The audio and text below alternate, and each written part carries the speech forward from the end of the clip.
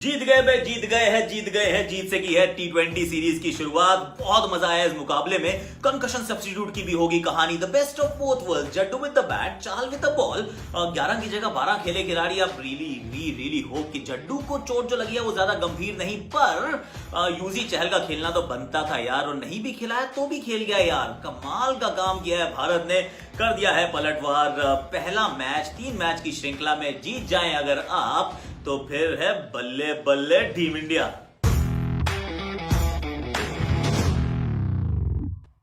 Hashtag Akashvani. हाँ सुन लीजिए सारे लोग ध्यान से। हाँ जीत गए हम पहला मैच। मतलब हल्के में लेते हैं अपन लोगों को। पकड़ लिया इस बार इंडिया ने। अब कैसे पकड़ा ये देखिए जरा। कहानी बड़ी मजेदार है, बहुत ट्विस्ट एंड टर्न्स वाली है। टॉस जीता था ऑस्ट्रेलिया ने और बैटिंग का फैसला नहीं किया। हमेशा करते आए हैं वनडे में, यहाँ पे किया फील्डिंग का फैसला। भारत का आ जाओ कर लो बैटिंग। अब भारत ने किए बदलाव, वो तो करने थे लेकिन बड़े इंटरेस्टिंग बदलाव थे। 6 बल्लेबाजों के साथ उतरा भारत, 5 गेंदबाजों के साथ उतरा भारत, पर सिर्फ 5 ही गेंदबाज थे, छठा बॉलर नहीं था आपके पास। और अगर देखें तो बल्लेबाजी में श्रेयस अय्यर ने मनीष पांडे और संजू सैमसन दोनों को दिया मौका। मतलब it was an interesting choice nevertheless. पर पहले जब बैटिंग आती है और शिखर धवन शुरू में आउट हो जाते हैं, और तब समझ में आती है गुरुजी स्विंग वापस आ चुकी है। ऐसा लग रहा था कि वो जो कोविड प्रोटोकॉल्स है ना, उनके चलते वो स्विंग भी कहीं पे अटकी हुई थी, क्वारंटीन में थी। आ गई बॉल, स्विंग हुई, शिखर धवन आउट हुए। बड़ा झटका था ये। केएल राहुल खड़े हैं, साथ में आते हैं विराट कोहली स्वेप्सन की, मतलब हर बॉल जो स्वेप्सन डाल रहे थे ऐसा लग रहा था छक्के लगेंगे, पर वो छक्के वाली गेंदों के चक्कर में आउट हो गए।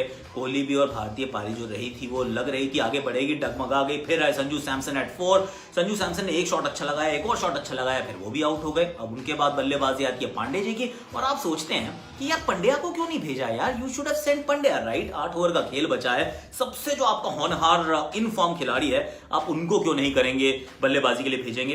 पर देन उनको ज्यादा इंतजार करना नहीं पड़ा, पांडे जी आए और पांडे जी गए। अब यहाँ पे एक सोच के बारे में मैं जरूर बात करूंगा। देखिए आज चले गए हैं, इसका मतलब ये नहीं कि आप अगले मैच में उनको ड्रॉप कर दें, क्योंकि अगर ऐसे एक एक करके मैच खिलाओगे तो फिर तो आप उनके साथ न्याय नहीं करोगे। संजू को अब 4 पे रखना, पांडे जी को 5 या 6 पे रखना, पर कंसिस्टेंट सिलेक्शन यहां जरूरी है। पंड्या आए, पंड्या थोड़ा सा चमके, लेकिन उसके बाद वो भी आउट हो गए। फिर आई सर रविंद्र जाडेजा की बारी, और सर रवि जाडेजा थोड़ा सा हैमस्ट्रिंग में इशू था, लग रहा था थोड़ा स्ट्रगल कर रहे हैं, क्या बॉलिंग करने आएंगे नहीं आएंगे। इस पे तो वैसी अटकलें थी, लेकिन आखिरी ओवर में सर पे भी एक लगी बॉल। अब जब सर पे बॉल लगती है तो फिर सवाल उठ जाते हैं। अब मैं यहाँ आपका वो सवाल लेने वाला हूँ कि कंकशन सब्स्टिट्यूट का क्या। पहले तो वो जो 200 के स्ट्राइक रेट पे कमाल की पारी के साथ 160 के पार पहुंचाया टीम को, which I thought was about 10-15 runs below par. उस पिच पे जिस तरह की सामने की बॉलिंग थी, 2 लेग स्पिनर थे, पर एक तो बहुत ही युवा सा लेग स्पिनर है जिसके टप्पे में बॉल नहीं पड़ रही।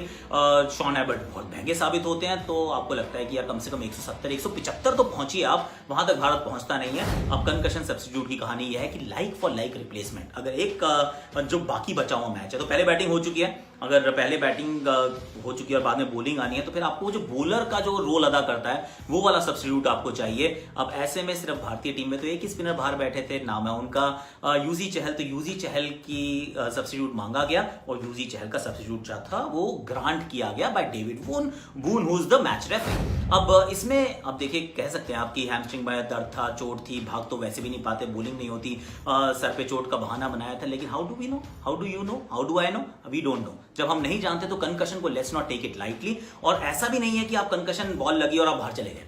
बॉल लगी, आप बैटिंग कर सकते हैं, आप खेल सकते हैं। उसके बाद हो सकता है कि आप जब ड्रेसिंग रूम में गए तो आप you feeling giddy, you feeling dizzy, and you see a doctor says boss concussion का मुझे थोड़ा खतरा लग रहा है, I will put you under observation, you should not play. Simple as that, that's the rule. अब ये रूल कई बार एक्सप्लॉइट भी किया जाएगा, अब्यूज भी किया जाएगा, बट देन कंकशन है यार, कंकशन को कभी हल्के में मत आंकना दोस्त। We lost a player because of concussion, think about that. अब आप 160 तक पहुंच जाते हैं, यूजी चहल आपके पास आ जाते हैं। फिर भी जो पहले 6 ओवर उसमें दिल खोल के पिटाई होती है, सामने वाली टीम तोड़ी देती है, चौका चौका चौका चौका, क्या छोड़ रहे हैं आप। क्या चल रहा है यार। यू फेल्ट कि एक बार फिर जो है गाड़ी से पटरी से, या गाड़ी जो है पटरी से उतरने वाली है। और मैं थोड़ा सरप्राइज था, मैंने कहा चहल से तो डर रहे थे ये लोग, तो आपस में लड़ रहे थे, क्योंकि मिड मैच में लैंगर, बून और फिंच खड़े थे, और लैंगर बून से बिल्कुल खुश नहीं थे कि ऐसे कैसे आपने सब्स्टिट्यूट दे दिया, और वो भी चहल को दे दिया। हम नहीं मानते इस बात को भाई, मत मानो, तुम्हारा तुम्हारा रेफरी है, तुम्हारे देश का है, he is just going by the rule book. अब सही लगे या गलत लगे, रूल बुक तो रूल बुक है। अब पहले 6 ओवर में चहल को एक भी ओवर नहीं दिया। आई वाज स्लाइटली सरप्राइज, मुझे लगा दे देंगे ओवर, क्योंकि इन्हीं के चक्कर में तो सारा दंगा फसाद हो रहा है। पर जब चहल आते हैं, विकेट चटकाते हैं, नटराजन आते हैं, विकेट चटकाते हैं, इंपॉर्टेंट विकेट चटकाते हैं, और लगातार विकेट अगर आप चटकाते रहते हैं तो आप दबाव को बनाए रखते हैं। तो फील्डिंग के एफर्ट की बात करें, अच्छे कैच भी पकड़ रहे हो पर कैच आप छोड़ भी रहे हो, अच्छी फील्डिंग भी कर रहे हो पर फील्डिंग के आप वो चौका भी बीच में दे देते हो। It was quite a bizarre rather strange fielding effort from Team India, but then all's well that ends well.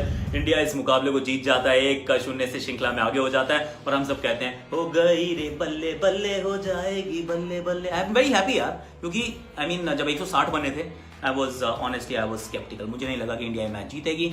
5 he bowler थे, अब 5 में से 1 इंजर्ड था। अगर वो सर पे बॉल नहीं लगती, मान लीजिए, और कंकशन का नहीं आता, तो हो सकता था कि जड्डू बॉलिंग करते ही नहीं। और अगर जड्डू बॉलिंग नहीं करते तो इस मैच में आपका क्या चांस था जीतने का? आपके पास तो 5वां बॉलर भी नहीं था। तो अगर इन सब चीज़ों को जहन में मद्देनजर रखेंगे तो आप कहेंगे all's well that ends well, well done team India. परसों जो होगा मुकाबले में उसकी परसों सोचेंगे, क्योंकि तब तो वो वार्म अप मैच भी तो शुरू होने वाला है। वो एक अलग कहानी है, क्योंकि 10 खिलाड़ियों का ओवरलैप है जो इस श्रृंखला का हिस्सा भी हैं और वो टेस्ट टीम का हिस्सा भी हैं। अब कौन रहेगा, कौन जाएगा, किसको छोड़ोगे, किसको रखोगे, these are the questions that we ask later. उसके लिए बाद में चर्चा करेंगे, अभी के लिए इतना ही है। और आकाशवाणी में हमने सेलिब्रेट कर लिया, अब आपकी वाणी में आपके सवाल, मेरे जवाब, फटाफट से देख लेते हैं। समय आ गया आपके सवालों का, मेरे जवाबों का, यानी कि हैशटैग आपकी वाणी। आपका पहला सवाल, Akash calling Akash. Will Shardul Thakur be a fast bowling all-rounder India is desperately searching for? देखिए, सवाल तो आपका दुरुस्त है, क्योंकि हम सब यही ढूंढ रहे हैं कि स्पिन को ऑलराउंडर नहीं चाहिए। भाई आकाश नाम से ही मतलब स्मार्टनेस आ जाती है, वो ज्ञान आपका बिल्कुल सही है कि स्पिन ऑलराउंडर नहीं चाहिए, हमें फास्ट बॉलिंग ऑलराउंडर चाहिए। उसके लिए शार्दुल ठाकुर भी वो एक विकल्प हो सकते हैं, वो दीपक चाहर भी हो सकते हैं। लेकिन अब समस्या इन सबके साथ क्या है कि बैटिंग थोड़ी सी और बेहतर करनी पड़ेगी, क्योंकि ये वो वाले बैट्समैन है जो नंबर 7 पे जाके बैटिंग कर सके। अब नंबर 7 वाले ना तो शार्दुल है, ना ही दीपक चाहर है, और इनमें से कोई भी ऐसा भी नहीं है कि अगर आप हार्दिक पांड्या ना, वो जैसे बैटिंग ऑलराउंडर हो गए। अब आपने एक बॉलिंग ऑलराउंडर रख लिया तो भी वो नंबर 7 के लायक तो होना चाहिए। पर I do agree with you Akash की शार्दुल ठाकुर, दीपक चाहर, ये 2 नाम आपके जहन में जरूर आते हैं। इनफैक्ट ऋषि धवन का भी पिछले साल प्रदर्शन अच्छा रहा था, हालांकि अंतर्राष्ट्रीय क्रिकेट में उतना बढ़िया थोड़ा सा खेले थे, ज्यादा अच्छा नहीं खेले थे, पर it's worth trying. So Shardul, Deepak Chahar, may be Vijay Shankar, may be Shivam Dubey. सवाल के लिए एक्चुअली जवाब, क्योंकि कन्विंसिंग जवाब नहीं है, इसलिए काफी सारे जवाब। Hello Akash sir, my question is who will be the best replacement of Virat Kohli in the second test match? Is it Shubman Gill or KL Rahul? त्रिजित, ये आपका सवाल सही है। देखिए, अब कोहली चले जाएंगे पहले टेस्ट के बाद, तो कौन आएगा खेलने के लिए? उसमें खैर एक और छोटा सा पेंच ये भी है कि पहले मैच में ओपन कौन कर रहा होगा, क्या पृथ्वी शॉ कर रहे होंगे या फिर केएल राहुल को वहीं मौका मिल जाएगा? अगर तो मिडिल ऑर्डर में आप किसी को ढूंढ रहे हैं तो मुझे लग रहा है कि Shubman Gill should get a not ahead of KL Rahul, अगर आपको मिडिल ऑर्डर में किसी को बैटिंग करानी है। अगर पृथ्वी शॉ फेल हो जाते हैं, आप पृथ्वी शॉ की जगह किसी को ओपन कराना चाहते हैं, ओपन में अगर कहीं कोई जगह बनती है तो KL Rahul. Middle order batting में जस्ट गो बाय, मतलब वो कहते हैं ना कि जो नियम है, जो पैकिंग ऑर्डर है, उसमें नाम जो है वो शुभमन गिल का विराट कोहली के बाद केएल राहुल से पहले बनता है। तो मेरे विचार में Shubman Gill will be my choice. अगला सवाल सुहेल हसन साहब का है। ये पूछ रहे हैं, should India have a separate team for ODIs and T20Is? Many talented players are wasted. Are they actually? Let's be honest about it. पूरी तरह से डिफरेंट टीम नहीं बन सकती हैं, सेपरेट टीम्स नहीं बन सकती हैं। बुमराह को आपको दोनों जगह खिलाना होगा, कोहली, रोहित, राहुल, इन सबको आपको दोनों जगह खिलाना होगा। हार्दिक पांड्या दोनों जगह खेलेंगे, रविंद्र जडेजा दोनों जगह ऑलमोस्ट खेलते हुए नजर आते हैं। बहुत शामी दोनों जगह खेलेंगे। होलसेल चेंजेस नहीं कर सकते आप, थोड़ा सा हॉर्सेस व कॉर्सेस जरूर रख सकते हैं, पर मेरे विचार में बिल्कुल जुदा कर दे दोनों टीम्स को, ऐसा संभव भारतीय टीम के साथ तो नहीं हो सकता। It won't be the right thing to do. Tanmay का ये सवाल है, पूछ रहे हैं, should Deepak Chahar have been included in the ODI series for his ability to swing the ball? I am with you, there was a possibility कि अगर आप T20 इतना अच्छा करके आ रहे हैं, आपने मतलब 4 ओवर में 6 विकेट ले ली, विकेट टेकिंग एबिलिटी, आपके पास स्विंग कराने की एबिलिटी है, नई गेंद से स्विंग नहीं हो रहा है और आपके बॉलर्स स्विंग नहीं करा पा रहे, शायद इस वजह से विकेट नहीं ले पा रहे थे, तो सोच खराब नहीं है, आप उनको टीम में रख सकते थे, पर वही हो रहा है कि ना शार्दुल को आप शायद T20 में भी रख सकते थे, आपने उनको वहां नहीं रखा। दीपक चाहर को आप वनडे में रख सकते थे, आपने उनको वहां नहीं रखा। नटराजन दोनों तरफ है, नवदीप सैनी दोनों तरफ है। नवदीप सैनी को आप एक्चुअली T20 से छोड़ सकते थे और टेस्ट क्रिकेट में रख सकते थे, मतलब सिर्फ टेस्ट और वनडे में। टेस्ट में अभी भी है वो, पर बात सही है, मतलब he could have been a choice, पर नहीं चुना गया है। शायद उसकी वजह एक रही होगी कि अभी भी उनकी वो जो पुरानी गेंद से गेंदबाजी पर थोड़ी सी शायद अटकलें लगी हुई हैं। But then Tanmay, I'm with you. There was an outside chance कि आप उनको भी पिक कर सकते थे. That's about it from me. # आपकी बारी। सवालों से आप मतलब आपके सवाल अच्छे थे, मेरे जवाबों से आप संतुष्ट हुए या नहीं है, प्लीज बता दीजिएगा। अब without further ado let me take you in the world of sports. खेल जगत की सारी खबरें स्पोर्ट्स।